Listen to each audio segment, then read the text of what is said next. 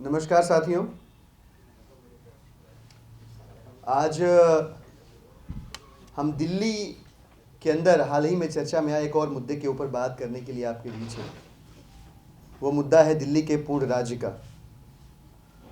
दिल्ली के नवनियुक्त भारतीय जनता पार्टी के प्रदेश अध्यक्ष माननीय मनोज तिवारी जी के हाल ही में दिए गए एक बयान के ऊपर आम आदमी पार्टी अपनी बात रखने के लिए आपके बीच उपस्थित है। दोस्तों, एक चीज़ बहुत स्पष्ट होनी चाहिए कि दिल्ली के लिए पूर्ण राज्य का मुद्दा, दिल्ली का पूर्ण राज्य बनना ज़रूरी क्यों है। ऐसा नहीं है कि दिल्ली अगर पूर्ण राज्य हो जाएगा तो माननीय अरविंद केजरीवाल जी का, माननीय मनीष सिसोदिया जी का या आम आदमी पार्टी के किसी भी नेता का कोई व्यक्तिगत लाभ होगा, कोई निजी फायदा होगा। और हम ये पहली बार कह रहे हैं, ऐसा नहीं है। हम ये बात पहले भी कहते रहे हैं और हमसे पहले ये बात भारतीय जनता पार्टी और कांग्रेस पार्टी, दोनों ही पार्टियों के पहली कतार के नेताओं ने बारंबार ये बात कही। दिल्ली का पूर्ण राज्य होना यहां के कॉम्प्लिकेटेड एडमिनिस्ट्रेटिव स्ट्रक्चर की वजह से जरूरी है। दिल्ली इजी गवर्नेंस के सुख को महसूस कर सके, इसलिए जरूरी है। कोई भी मुद्दा होता है जनहित का जुड़ा हुआ,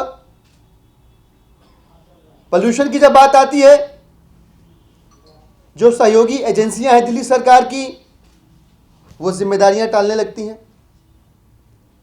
डेंगू के मामले में देखा कि दिल्ली की सरकार की तैयारियां पूरी थीं, एमसीडी ने अपनी नाकामियों का ठीकरा दिल्ली की सरकार के ऊपर फोड़ना शुरू कर दिया। वाटर लॉगिंग होती है, एमसीडी कहती है दिल्ली सरकार नहीं कर रही है।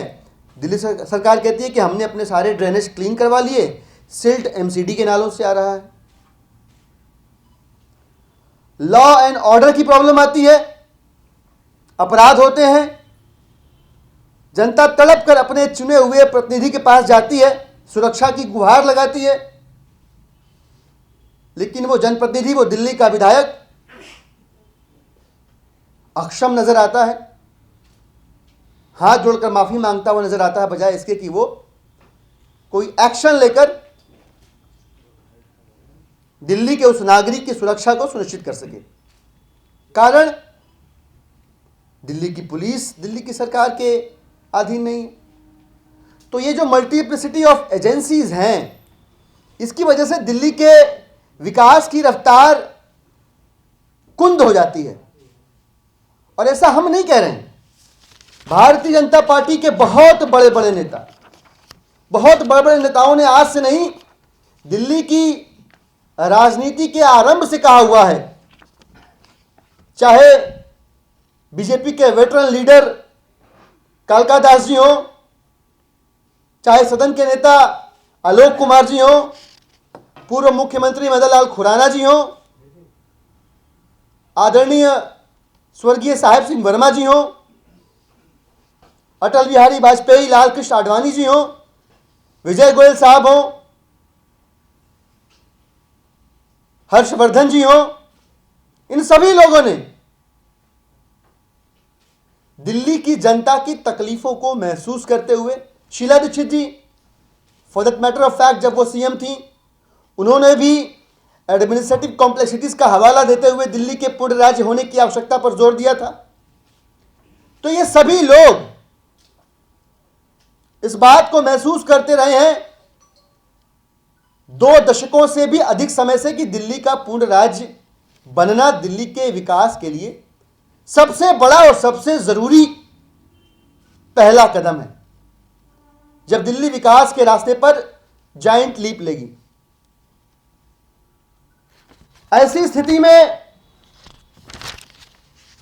यह कहना कि दिल्ली पूर्ण राज्य होना ही नहीं चाहिए, बहुत शर्मनाक है। आम आदमी पार्टी की सरकार बातचीत के लिए तैयार है। आप सभी के नॉलेज में है, दिल्ली के स्टेटहुड से जुड़ा हुआ एक draft bill already public domain में है। यह बिल सभी पार्टियों के राज्य के अध्यक्षों को भेजा गया है उनके कमेंट्स के लिए। जब दिल्ली की सरकार पर यह आरोप लगे कि आप सिर्फ पूर्ण राज्य के मुद्दे पर चर्चा कर रहे हैं, कोई कॉन्क्रीट स्टेप नहीं ले रहे हैं, आप सरकार में हैं इसलिए आपको पहला कदम आप ही को उठाना चाहिए, तब दिल्ली की सरकार के मुख्यमंत्री माननीय केजरीवाल जी ने यह स्टेटहुड का बिल भेजा सबको और कहा कि इस पर चर्चा करने के लिए हम तैयार हैं। तो हम डिबेट के लिए ओपन हैं। इस ड्राफ्ट बिल में हो सकता है कुछ ऐसी चीजें हो जो आपको ठीक न लगती हो, आप आगे आइए, अक्रॉस द टेबल बैठिए, बहस कीजिए, अपने सुझाव दीजिए, पर इसके लिए दिल्ली को अपने पॉलिटिकल यूटर्न की वजह से दिल्ली को मत आप सफर कराइए, यह ठीक बात नहीं है।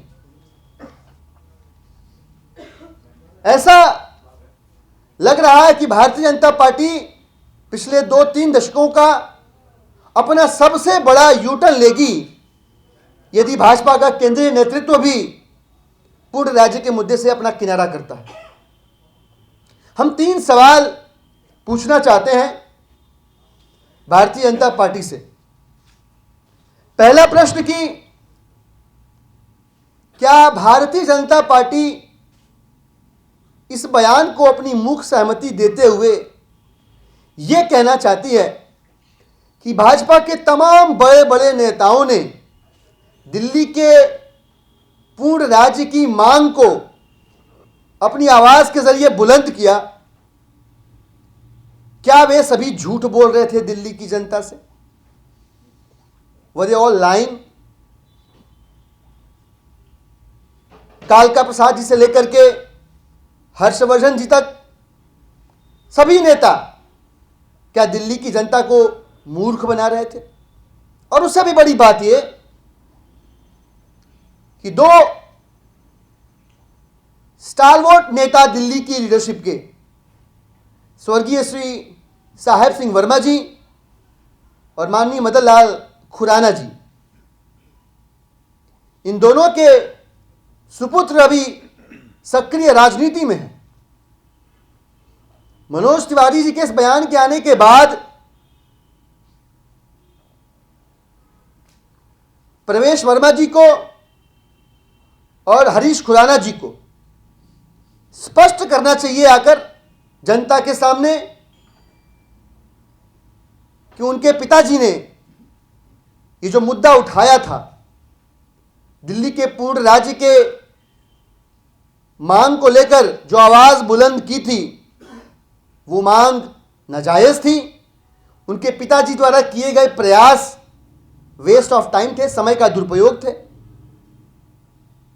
यह मुझे लगता है कि इन दोनों लोगों को स्पष्ट करना चाहिए। दूसरा सवाल, नवनियुक्त अध्यक्ष बनने के बाद मनोज जी ने यह दिल्ली के पूर्ण राज्य की मांग के खिलाफ पहली बार बोला है, तो क्यों न दिल्ली की जनता यह माने कि मनोज जी ये कहना चाहते हैं कि वे सभी लोग जो दिल्ली के विकास के, दिल्ली की पूर्ण राज्य के मांग के खिलाफ हैं, वो आगामी निगम के चुनाव में बीजेपी को बिल्कुल न वोट करें, वो आम आदमी पार्टी को वोट करें। और जो लोग चाहते हैं कि कभी दिल्ली पूर्ण राज्य बन ही ना पाए, दिल्ली कभी विकास कर ही ना पाए, ऐसे लोग निगम के चुनाव में भारतीय जनता पार्टी को वोट करें। क्या वो इस प्रकार का संदेश दिल्ली की जनता को देना चाहते हैं? और तीसरा और आखिरी प्रश्न कि भारतीय जनता पार्टी की केंद्रीय नेतृत्व को आगे आना चाहिए, क्योंकि केंद्र में भाजपा की सरकार है, इसलिए यह लॉजिकल भी है कि भाजपा का केंद्रीय नेतृत्व आगे आए, आगे आकर दिल्ली की जनता को बताए कि भाजपा के वे तमाम बड़े नेता जिन्होंने अपने खून पसीने से इस पार्टी को खड़ा किया है, नींव की ईंट बने हैं। हाल ही में जो नवनियुक्त अध्यक्ष महोदय हैं, जो सीधे कंगूरे पर चढ़े हैं इमारत की, केंद्रीय नेतृत्व स्पष्ट करे कि उनके सभी पुराने वयोवृद्ध आदर्शवादी और अपना नाम रखने वाले भारतीय राजनीति में वे सभी नेता झूठ कह रहे थे और भाजपा का केंद्रीय नेतृत्व फिलहाल अपना सबसे बड़ा पॉलिटिकल यूटर्न लेते हुए मनोज तिवारी जी के इस बयान से सहमत है। ये 3 प्रश्न थे हमारे भारतीय जनता पार्टी से। फिलहाल मंच खुला है आपके प्रश्नों के लिए। इस विषय पर यदि प्रश्न हो तो आप कृपया पूछें।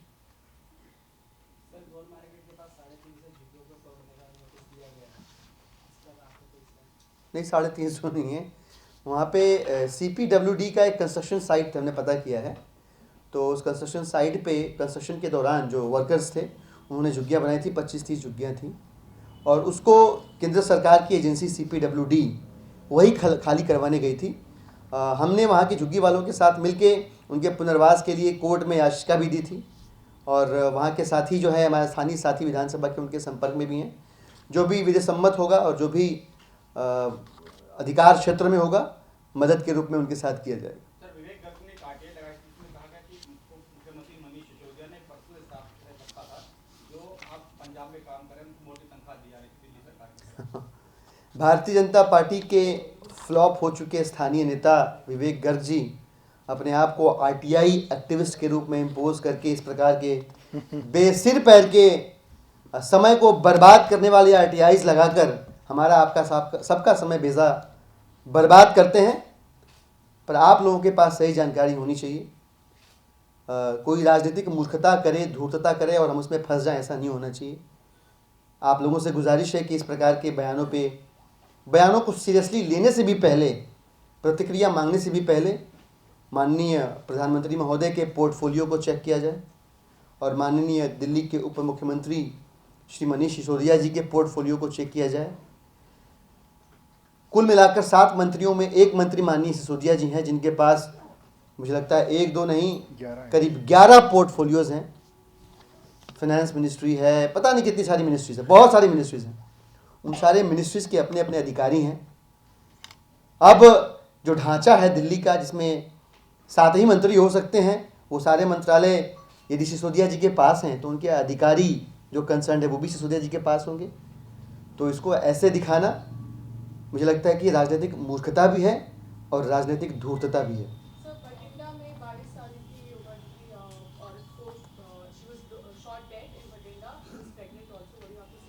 बहुत शॉकिंग है। अभी जो इनिशियल सोर्सेस से जो बातें पता चल रही हैं, पता चला है कि वहाँ किसी अकाली दल के नेता के पुत्र की एक करतूत है, अभी कंफर्म नहीं है।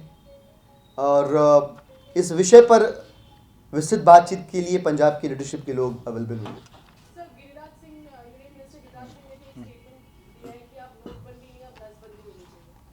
देखिए, एक चीज़ मैं स्पष्ट कर दूं, भारतीय जनता पार्टी बार बार लगातार अपने नेताओं से, अपने मौसमी नेताओं से इस प्रकार के मूर्खतापूर्ण बयान दिलवाकर नोटबंदी जैसे संवेदनशील मसले से देश की जनता का ध्यान भटकाना चाहती है। मनोज तिवारी जी का भी बयान इसी पृष्ठभूमि में देखा जाना चाहिए और गिरिराज सिंह जी का भी बयान इसी पृष्ठभूमि में देखा जाना चाहिए। नोटबंदी से पूरे देश में अफरा तफरी हाहाकार मचा हुआ है। एक तुगलकी फरमान अब तालिबानी फरमान का रूप ले चुका है। रोजाना लोग मर रहे हैं लेकिन सरकार के चेहरे पर शिकन तक नहीं है। भारतीय जनता पार्टी का कोई भी नेता आज की तारीख में ये बताने को तैयार नहीं है कि 30 दिसंबर तक की इस खूनी योजना के बाद कब इस देश का कोई आम आदमी बिना किसी शर्त के पहले की तरह अपने ही जमा कराए हुए पैसों को निकाल पाएगा। तो ये तो इनकी दूरंदेशी है, ये तो इनकी दूरगामी योजना का आपको एक झलक दिखाई दे रहा है। कोई प्लानिंग नहीं, कंप्लीट डिसास्टर। और सीधा सीधा ये नोटबंदी के नाम पर 8 लाख करोड़ रुपए का घोटाला है, ये भी आपको समझ में आ चुका है। मोदी जी ने ये स्कीम सिर्फ अपने अमीर दोस्तों के काले धन को ठिकाने लगाने के लिए, उनके काले धन के रंग को सफ़ेद करने के लिए योजना लाई है। यह भी देश की जनता को स्पष्ट हो चुका है। दिलीप जी, नोटबंदी के मामले पे आपने काफी जबरदस्त आप लोगों ने पीसी की, लेकिन पूरे तौर पर खुल करके सड़कों पे आप नजर नहीं आए ताकि इनके दिमाग जरा अच्छे ठिकाने लगाए जा सके। आए तो हैं लेकिन आप निश्चित रूप से छुट्टी पे रहे होंगे। नहीं, आप छुट्टी, मैं बता देता हूँ आपको, मैं स्पष्ट करता हूँ, आप 200% छुट्टी पे रहे होंगे। मैं बता रहा हूँ, मैं जिम्मेदारी के साथ कह रहा हूँ, अदरवाइज आप सवाल पूछते नहीं, अपने सहयोगी साथियों से पूछिए। मैं स्पष्ट करता हूँ आपको, मैं आप इस पर डिबेट नहीं करना चाहता, मैं आपको स्पष्ट करना चाहता हूँ कि आम आदमी पार्टी ने सबसे मुखर आवाज़, सबसे मजबूत आवाज़ ऑन ग्राउंड, प्रेस कॉन्फ्रेंस की बात नहीं कर रहा हूँ मैं, ऑन ग्राउंड आम आदमी पार्टी ने नोटबंदी के ठीक बाद उठाई थी। वो पहली आवाज़ थी आम आदमी पार्टी की, जहां हज़ारों हज़ार की संख्या में आज़ादपुर सब्जी मंडी में स्थानीय छोटे व्यापारी, रिक्शे वाले, सब्जी वाले, उस सभा के चित्रों को आप देखिएगा, पूरी दिल्ली उस भीड़ में अपने दर्द को, अपने तकलीफ को बयान करने के लिए वहाँ इकट्ठा थी। इसके बाद जंतर मंतर पे हज़ारों की संख्या में माननीय मनीष सिसोदिया जी के नेतृत्व में प्रदर्शन हुआ। कनॉट प्लेस के सेंट्रल पार्क में बहुत बड़ा प्रदर्शन हुआ। बहुत रचनात्मक और अनूठे तरीके से हमने नोटबंदी के इस काले कानून के खिलाफ अपनी आवाज़ बुलंद की। तो भ्रष्टाचार के खिलाफ, काले धन के खिलाफ संघर्ष की यदि कोई सबसे प्रबल आवाज़ इस समय देश में है, सड़कों पर यदि कोई संघर्ष करता हुआ आम आदमी के साथ खड़ा होता हुआ यदि कोई दिख रहा है तो आम आदमी पार्टी है। सर, आपके इसी नोटबंदी वाले प्रोटेस्ट में बात करना चाहूंगा। जहां भी आप लोगों ने प्रोटेस्ट किया है, जहां भी आप लोग गए हैं, वहां मोदी के नारे लगे हैं। लोग ये कह रहे हैं हाँ परेशानी है, लेकिन नोटबंदी के वो खिलाफ नहीं लगे हैं और किसी ने भी ऐसा नहीं किए। और जाहिर जो मोदी के नारे लगे हैं उसके बारे में क्या कहना चाहेंगे? बहुत देखिए भाई साहब, मैं सही एकदम दिल की बात बता रहा हूँ आपको कि अगर इस नोटबंदी से इस देश का काला धन खत्म हो रहा होता, भ्रष्टाचार खत्म हो रहा होता, टेरर लिंक्स की फंडिंग खत्म हो रही होती, काले नोटों का धंधा यदि बंद हो रहा होता, इनमें से कुछ भी यदि हो रहा होता जिनका दावा मोदी जी ने किया था, मैं भी आप लोगों के साथ मिलकर मोदी मोदी करता।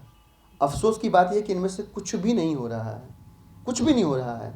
और अराजक तत्वों को, चार लोगों को भीड़ में घुसा के मोदी मोदी करवा लेने से यदि इस देश का दर्द कम होता हो तो आइए हम सब मिलकर वही काम करते हैं। पर अफसोस कि ऐसा कुछ भी नहीं हो रहा है।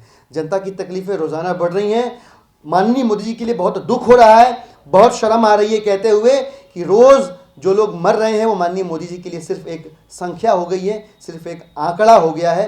बिल्कुल संवेदनहीन हो गई है सरकार, जिसको देश की जनता की चिंता नहीं।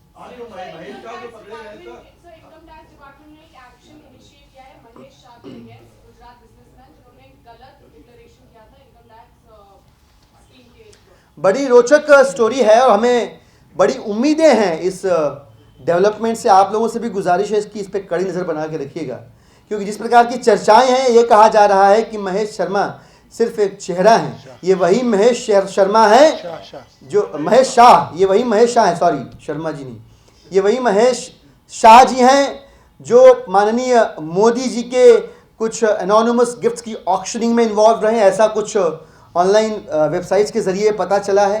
ये वही महेश शाह जी हैं जो कुछ लोगों के मुताबिक अमित शाह जी के फ्रंटमैन के रूप में काम करते हैं। सच है झूठ है इसका अभी पता नहीं लग पाया है। आप लोगों की पैनी नज़र इस पर बनी रहे यदि आप लोग इसकी स्क्रूटनी करते रहे यदि, तो आने वाले समय में महेश शाह नाम के चेहरे के पीछे का सच भी जनता के सामने आ जाएगा।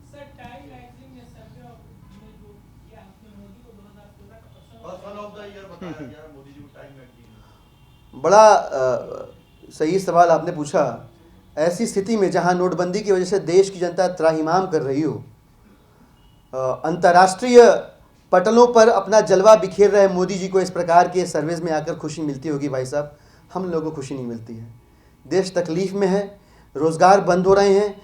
7 साल 7.5 साल में जो जॉब क्रिएशन है वो अपने लोवेस्ट लेवल पर है। इसके बावजूद नोटबंदी करके जो भी थोड़ा बहुत बचा हुआ था उसको भी एकदम से बंद कर दिया है।